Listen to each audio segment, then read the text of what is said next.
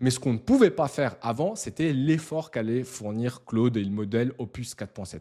Maintenant, si je juge que la tâche est très importante, eh ben, j'ai la possibilité de venir choisir et de mettre maximum. Et ça nous permet d'avoir des résultats qui sont infiniment plus qualitatifs que ceux qui sont aléatoirement mis sur Claude Chat classique qu'on voyait juste avant. Ensuite, si on clique ici, on voit aussi qu'on voit tout de suite l'utilisation. Sur Claude Chat qu'on utilisait avant, selon la tâche que vous allez faire, potentiellement, il va juger que c'est une tâche ultra importante et il va utiliser toute votre puissance de calcul. Et au bout de 2 prompts, vous ne pourrez plus utiliser Claude Pro. Là où sur Claude Code, on a beaucoup plus de visibilité pour les tâches importantes. C'est-à-dire que si je sais que moi, j'arrive gentiment au bout de ma limite, plutôt que mettre ici max très élevé ou élevé, peut-être que je vais me contenter d'un faible, moyen et élevé. Et typiquement maintenant, si je lui colle exactement le même prompt qu'avant, ce que je vais pouvoir faire, c'est d'avoir aussi une vue plus claire sur quelle était la réflexion qui avait été faite derrière. Quand on va, par exemple, développer des applications ou faire des choses qui sont beaucoup plus importantes, j'ai peut-être envie d'avoir un accès direct à quel est le chemin de pensée, de réflexion qu'a utilisé Claude. Et c'est pour ça que pour une utilisation professionnelle, ou du moins quand vous avez des tâches avec beaucoup d'enjeux et beaucoup d'importance, venez les faire sur l'interface de votre application sur Code. Et là, tout de suite, on voit qu'on a une réponse qui est beaucoup plus poussée que ce que j'aurais pu obtenir sur Claude Chat parce que j'ai mis justement